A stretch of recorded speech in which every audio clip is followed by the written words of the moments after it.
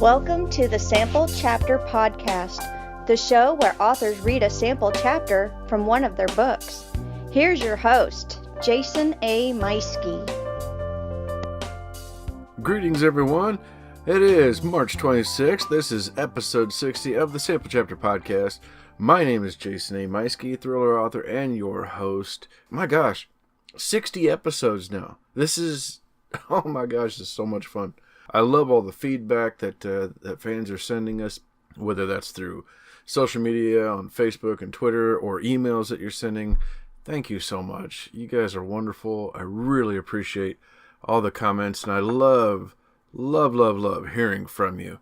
If you want to reach out to the show, the best thing to do is contact us through email, which is the samplechapterpodcast@gmail.com.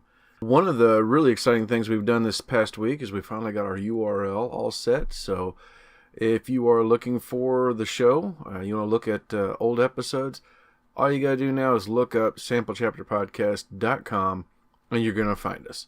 And like I said, you can find an old episode because the episodes are evergreen.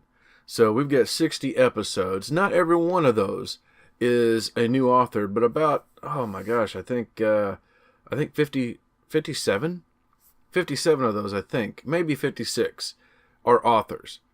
So that's 56 different authors that you can listen to. Well, I guess last week was a repeat, but it's a new book from them. So, technicalities, but still, 50 plus authors. Let's just say it that way. 50 plus authors, 50 plus books and sample chapters for you to go back. And with any luck, you're going to find a book and an author that you really like. And that's my hope, anyways, that you're going to find something that you like. Because every one of these authors have come on, they're really putting their hearts out there for you in not just on the show, taking that chance and coming on the show and as nerve-wracking as it is for them to read, but they've also got this book that they've, bled and sweat and lost sleep over, and it's tough. Can be really tough being an author. So, that's what this show is for, is to give them another outlet, another platform, if you will, to release, to share their work with the world. And if you are an author, I'd be happy to have you come on the show. So reach out to us.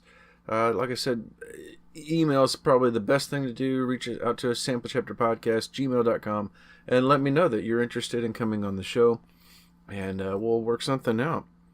And like I said, as I was saying though before about it's tough to be an author, I just want to encourage you out there, all you authors who are having a rough time. You're struggling with maybe the daily word count, maybe you're stuck on something. Don't give up. Just keep going. You get hung up on something, maybe try a different chapter. Jump ahead, jump around, and you can always come back to it later, because that's a little secret that I've found that works for me. One of the things that our guests last week, Armand Rosamy and Chuck Buddha, they were here last week, and their book, by the way, just real quick, their book, Keyport Cthulhu 2, is available today. So last week you got to hear the sample chapter. Today the book is available, so if you pre-ordered it, it's already dropped in your Kindle, which means, I should have it in mine. I need to go check that.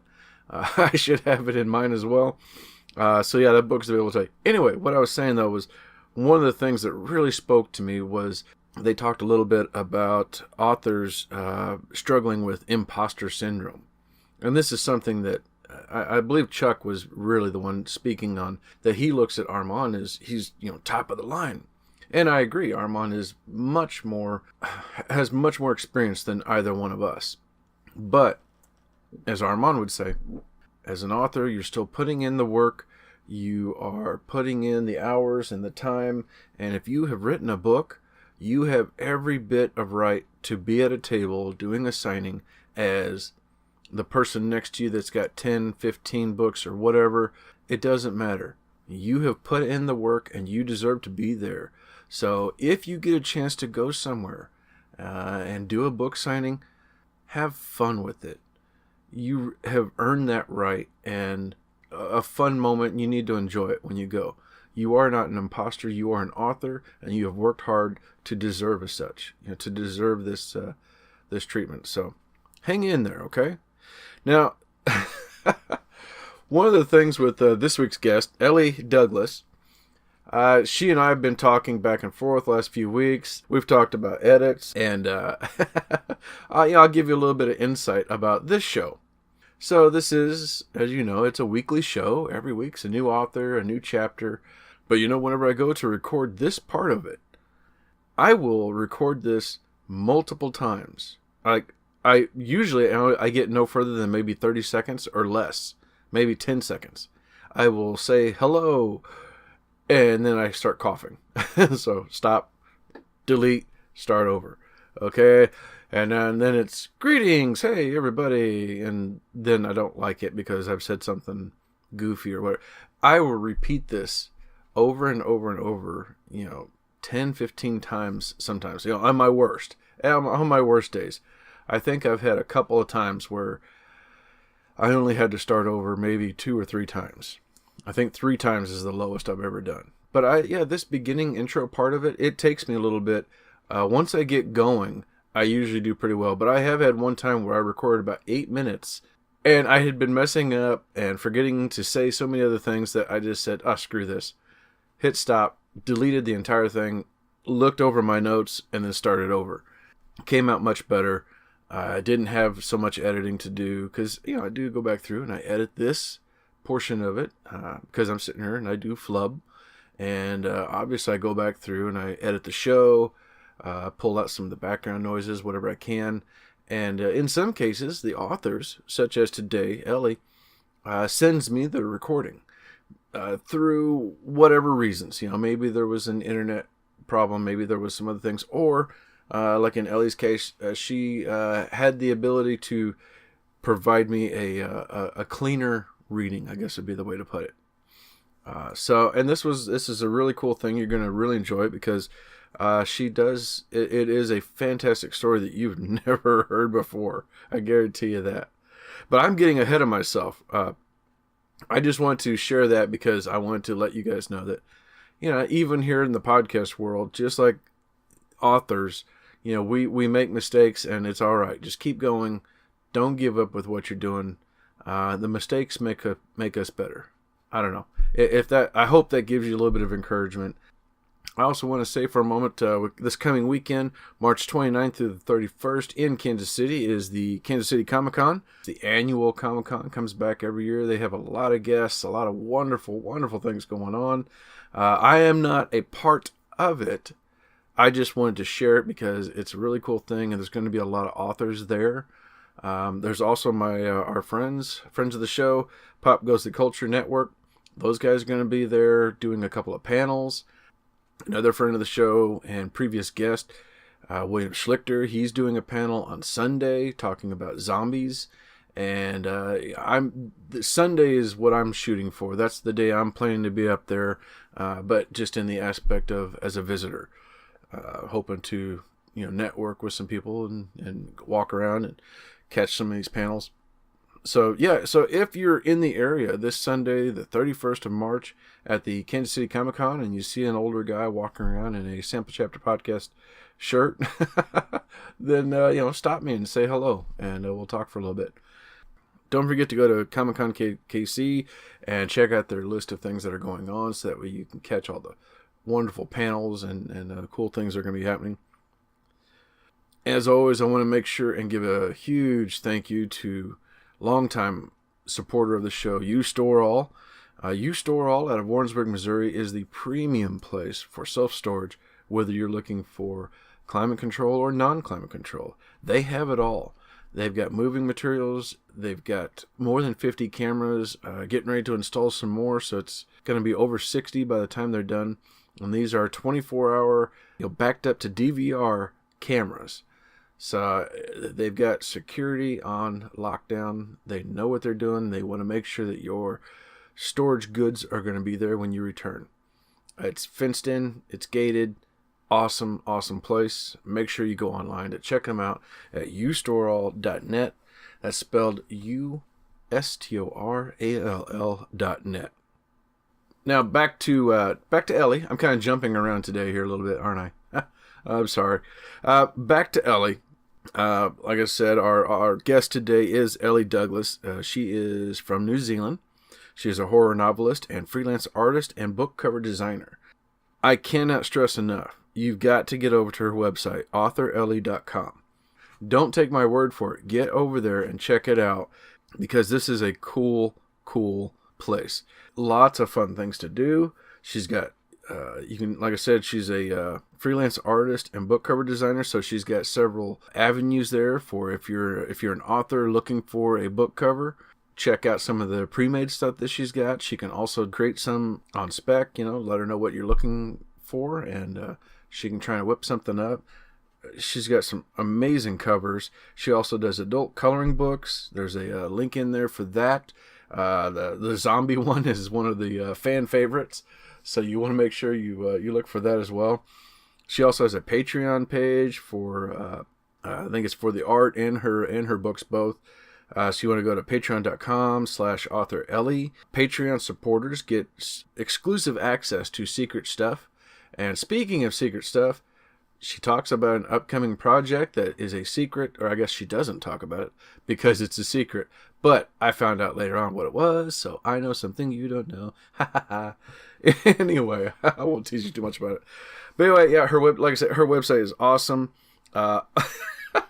And among other things, and I don't know, maybe it's because I'm a guy, one of the things I really liked too was going over to the New Zealand slang dictionary that's in their website.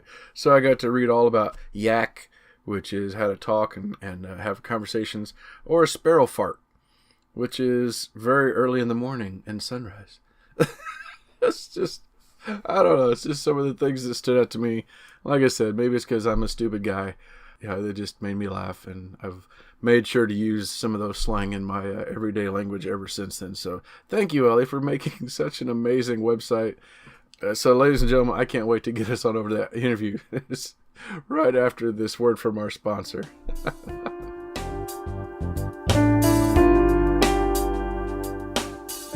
Jason here. Hey, I wanted to take a moment and tell you about my favorite writing tool, Scrivener. Now, I know you've heard about Scrivener because their writing software has been embraced by hundreds of thousands of other writers like you and I, from the novice to best-selling novelists. The reason we all use it is because of Scrivener's core concept to bring all the writing tools you use together in a single application. And with tools like automatic backup, character maps, project goals, and let's not forget that amazing corkboard, you can see why I use Scrivener every day. As a bonus for Sample Chapter Podcast listeners, use code CHAPTER for 20% off your desktop version.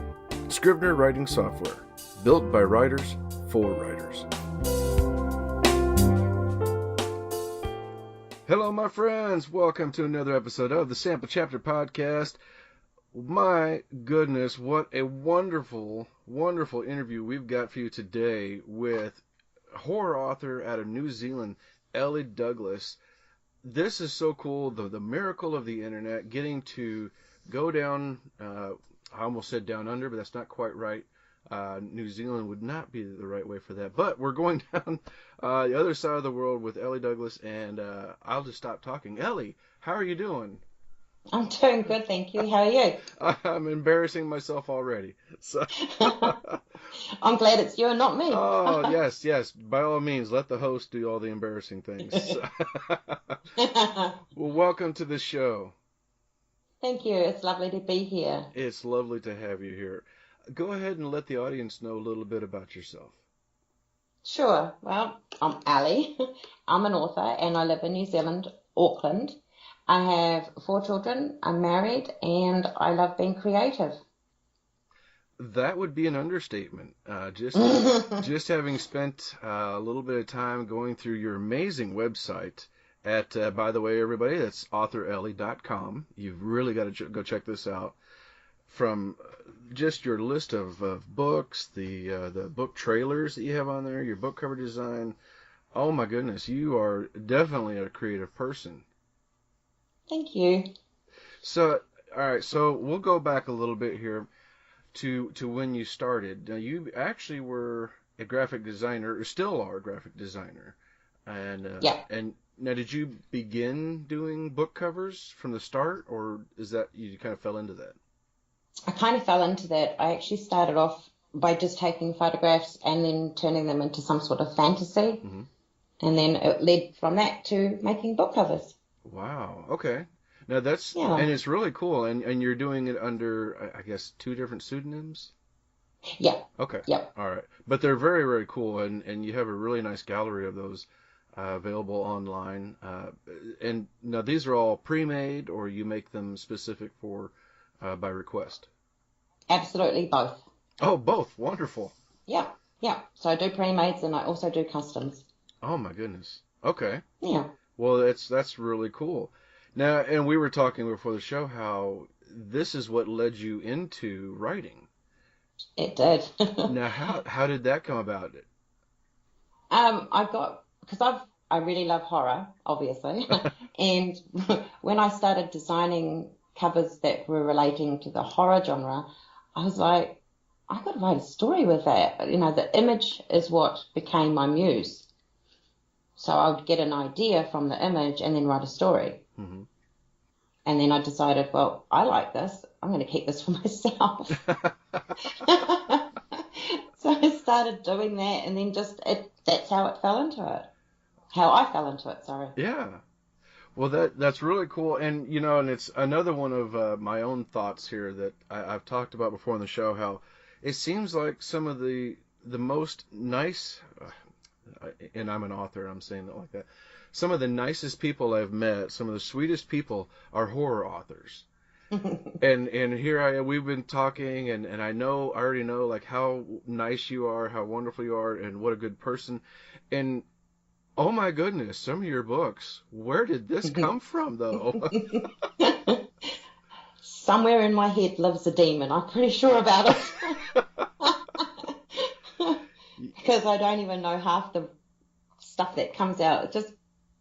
It's just like, I guess when an artist paints something, the idea just sort of just goes for it, you know what I mean? Yeah. And it just happens, and then I think, oh, I like that. Oh my goodness. Well, yeah, so for the listeners, some of her book titles that you can check out, you got Fear Inducer, Toxic Desire, The Dead Undone, The Dead Awake, and Death O' Death. And let's not forget your Hounded book, which you've got a book 1 and book 2 now. And Hounded, though, that first one, which was multiple award nominations and winner. You got the Reader's Choice Award from TCK Publishing, New Apple Award for Excellence, the Indie Book nominee from Top Shelf, and it looks like this was a recent one, the Greenlight Screenplay Award adaptation. Oh my goodness, yeah. Ellie! Thank you. That's incredible. It was a shock, but it was a good shock. You know, it's like, I guess we all harbour some sort of a little bit of, no, that can't really happen to me, but when it does, it's like, wow, cool, okay, I do have it. Now tell us about, now with all these awards, tell us about your history as a writer. Surely you've gone to prestigious classes and colleges, and you were like top of the line in school, right? No. No. I know. Oh my goodness. So now, was this just like your graphic design? This was self-taught? Yeah. Certainly has been. Oh my goodness. You are certainly an incredible person. Just the creativity is clearly just flowing through out of your head, through your fingertips, through your art, everything. I mean, this is really, really great. Thank you. I appreciate that. Now you still have you've got 4 kids like I do, and one of them is a teenager, still, at least one is still living at home, it sounds like. Now, how are you making time as a parent to make time to write? 3 of them live at home. Oh, okay. Just like me. Yeah. The twins are only just 16, and then there's the 18, soon to be 19-year-old. And how do I make time? Well, that's a very good question. When I can, when they're asleep, when they're at school, that kind of thing. Oh, very good. Yeah, I work around them. I have no choice but to. Hmm. Yeah. Well, and that's just a sign of your commitment. And it's something I had to learn myself. I mean, I used to wake up early in the morning because I had to with the kids and their school Mm. their school schedule. But rather than following up with the things I wanted to do, I would watch television or play a video game or something else. And it wasn't until a few years ago when I finally started saying to myself, like, if I'm going to be a writer, I need to be serious in making the most of my time when I have that time. And now Yeah. the mornings, once my son is dressed and ready for school, I'm either at the dinner table with my laptop or I'm out in my office doing my writing. Yep, that's exactly what it is, and that's how you've got to do it. Hmm. Dedication. Yes, absolutely. Yeah. So, all right, now let's talk a little bit about your big book here that's got all these awards, Hounded. Yep. Now, so now is this another one that came from the idea for this came from the book cover? No, this is actually something that I've had in mind. It sort of was a bit yo-yoing. Like, I'll think about it and then I think, nah, that won't work. And then I thought, yes, it will. No, it won't. So I kind of argued with myself. And then I decided to sit down and write it after I had designed a cover for a dog type thing. Hmm. I thought, yeah, I'm going to do it. I'm going to actually do it. And I did it. And I wanted to be different and thought, there's the typical zombies that are humans turn zombie, and I thought, no, let's go with animals. So I made dogs turn into zombies. I mean, what's worse than that? Oh my A goodness. bear? Yeah, well, I think that'd be pretty horrific. That would be. That would be. But it means, I mean, that was what I thought was really unique about this idea was yeah, a bear would be pretty horrific, yes, but dogs, I think, oh my goodness, I think dogs outnumber us on the planet. Yeah, And they do. most of them are pretty quick. I mean, maybe not a Chihuahua, but still a rabid Chihuahua with zombieism or something like that would still be pretty bad to deal with. And I could just imagine trying to take on a zombie German Shepherd. Oh, yeah, it would be pretty horrific indeed. Yeah, wow. And now correct me if I'm wrong. Hounded was your first book? Yes, Hounded is my first book. I actually started off with Hounded, and I wasn't intending it to become a two-book series, but it was too long. I had written both books in one, and then I split them into two. All right. Now, so it's a continuation then? You need to read the first one to understand what's happening in the second one? Not necessarily. They can be read individually on their own, Hmm. and you'll get the idea. So I reintroduce all the characters in part two as I have in part one. So not necessarily. It would be good if you did, but Yes, yes, absolutely. yeah. Yeah. N- It made more sense, yeah. well, that's really, really cool. Tell us about Toxic Desire. Okay, I went away from horror and went into psychological thriller with that story. I wanted to do something that was less gory, but it's not really my genre. So, as much as it's there and I do love the book, I actually prefer more on the other side of horror. The more gory stuff? Yeah, a more intense. Mm. Yeah. See, I'm a total chicken. Not me. A lot of people are. I actually did not realize how many people didn't really like horror that much, especially women. There seems to be a lot of them who don't like horror, which is sad. It's like, come on, girls. Ah, well, there's something to that, I think, because my wife, she loves the a lot of the horror. She likes more horror than I do, and Yeah. the all right. So I will admit, I've been since a child. I've been afraid of zombies, and I've gotten better about it over time. But growing up and when I was little, zombies were like on James Bond. It was the voodoo guy just walking through the jungle or something like that. Until I started seeing Frank Romero stuff, and Mm. that's when they really started to freak me out. And so flash forward, a couple decades, and now I'm married, and I was managing a movie theater, and we got a zombie movie came in, and everybody's talking about how it's going to be so great, and my wife had mentioned it before, so I call her up and I tell her, I said, all right, we've got this movie that you wanted to see, and it's a zombie movie. You can come on up, and I'll go see it with you. We'll watch it. And lo and behold, it wasn't that busy, so I was able to let a bunch of my employees off, and sure enough, they went into the same screening I did, and they all got to see me sitting in the seat with my feet up and freaking out throughout the whole movie while my wife is laughing. And yeah, I was not a good example of a good manager at that time. So. But my wife enjoyed it though, so, and it was a good movie, and I've gotten better with zombies since. So. You'll start building an intolerance. There you go. A little bit, yes. Yeah.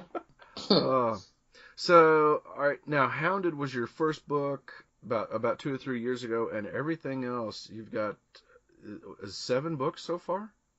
7 so far, yes. Oh my goodness, you are so prolific. This is awesome. What's coming next? Like, what are you working on? A secret. Oh. Only because it is now with the editor, and I don't want to say what it is until I've had the chance to do a pre-launch for it.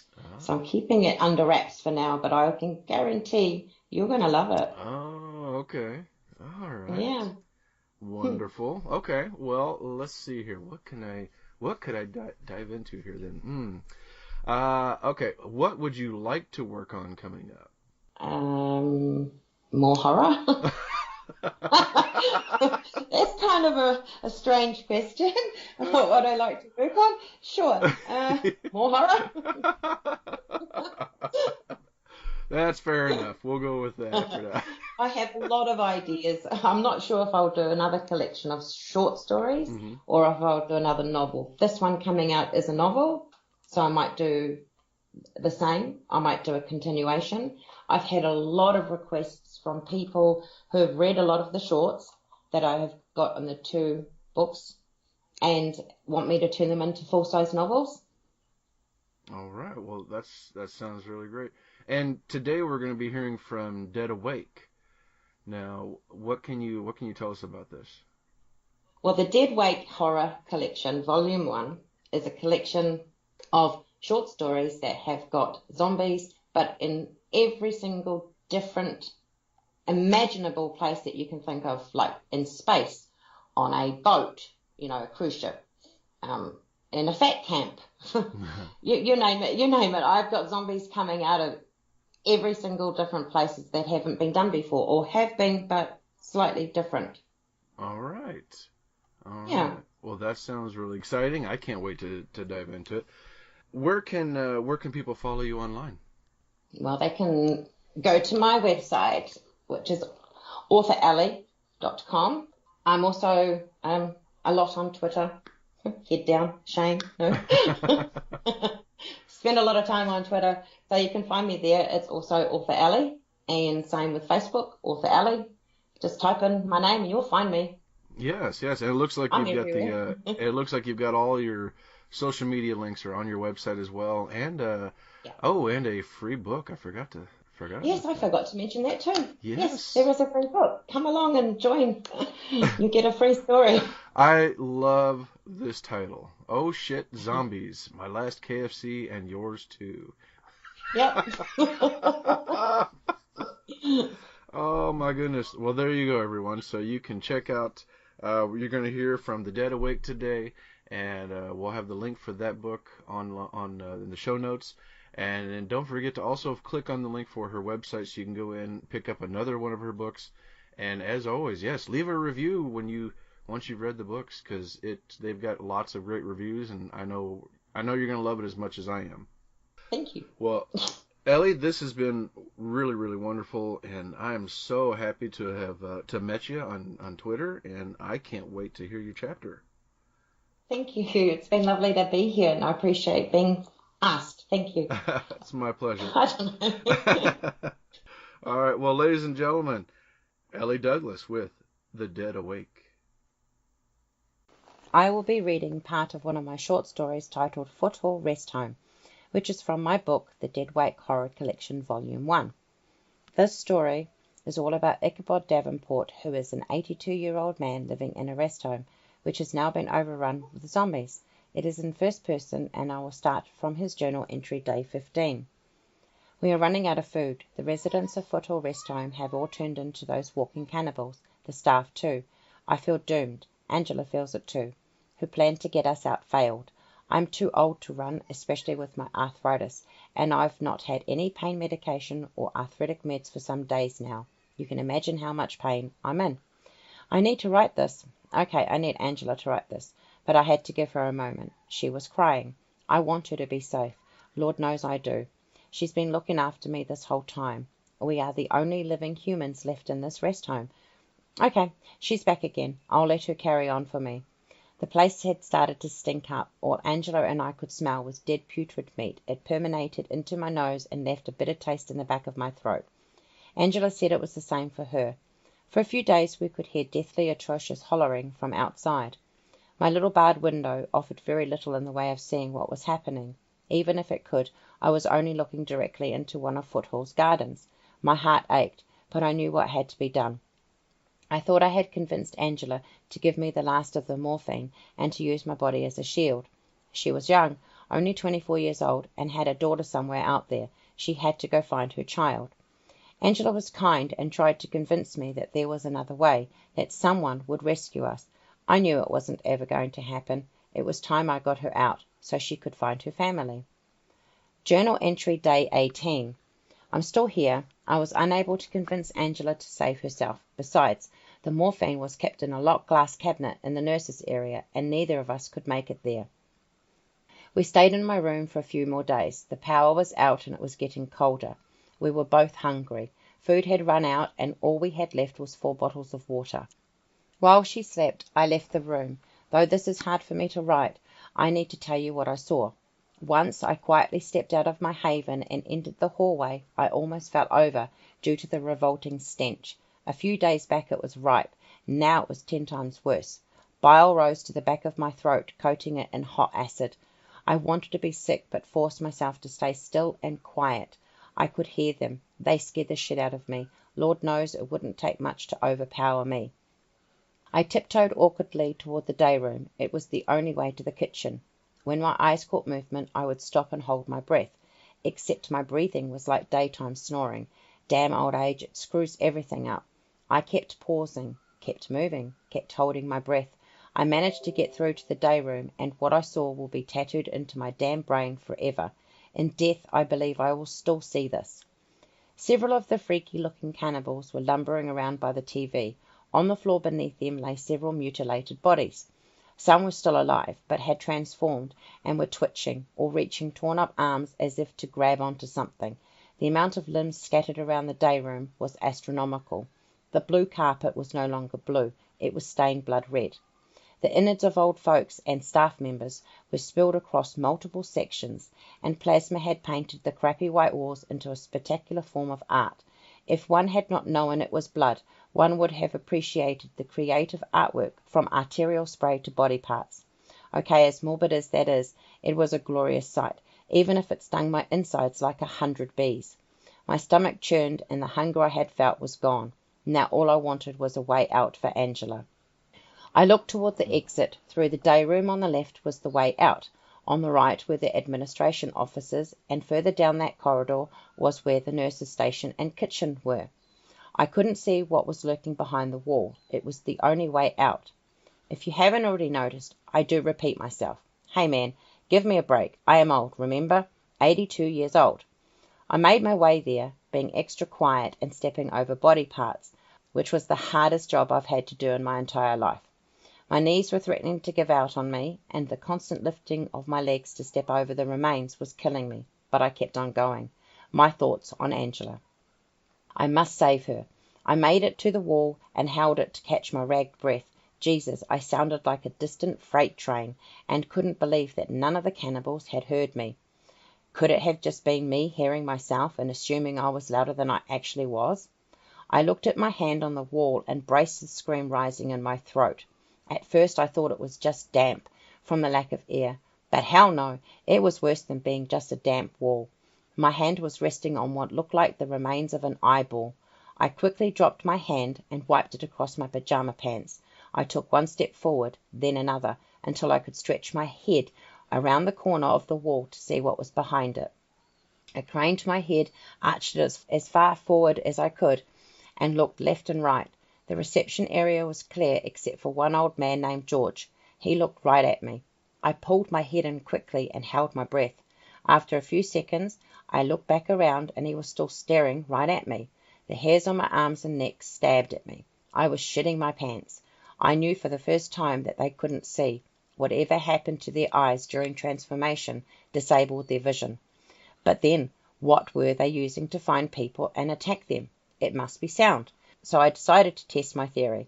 I retreated back quietly into the day room.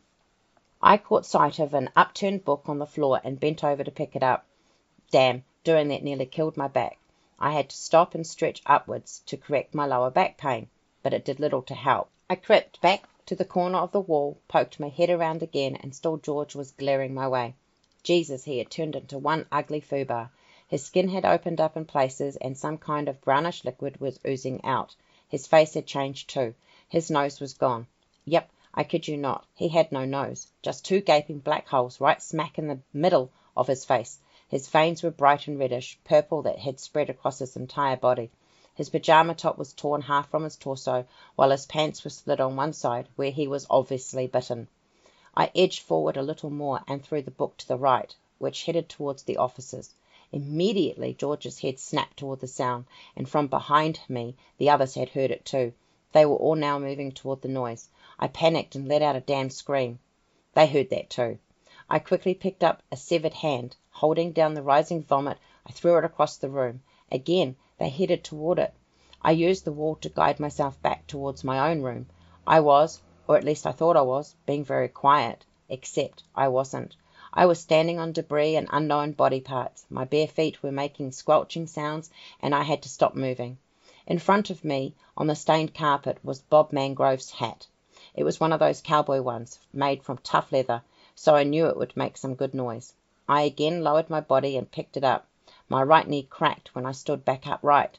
I froze when two of them followed the sound of my cracking knee.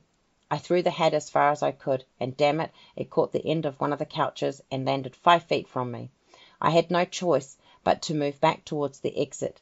I pressed my body hard against the wall and used it to brace my walking. I slid slowly along the wall until I was back watching George. He had moved a few feet, but I could hear his breathing, if you could call it that. It was a grunting more than a breathing. I'll admit that it freaked me out, seeing him up close. I couldn't believe how deformed he looked. It reminded me of one of those creatures from the movie The Hills Have Eyes. I waited for a few minutes. When the others in the day room ambled back towards the tally, I took the chance to make my way back to my room. But damn it, it was just my luck that I stood on an ear, and yes, I screamed again. This time, only one of the things seemed to home in on me. It charged at me at an alarming rate. I automatically closed my eyes and threw my hands up in defense, and it chomped right on my wrist. I opened my eyes when I felt no pain. I couldn't help myself. I laughed like a kid going on a roller coaster ride for the first time. I'm talking downright hard out, laugh your guts out. Here was Newton furiously biting on my wrist and clawing at me with his hands, but not penetrating my skin, because like most in here, he had no teeth. His dentures must have fallen out, and the sorry bastard was trying to gum me to death.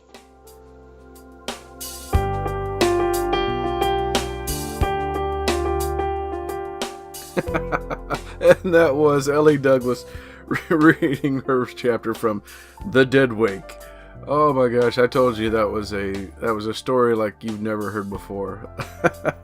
Hey, don't forget to click the links in the show notes. You can follow Ellie. Head on over to her website. We also have the links there for some of our friends and our sponsors.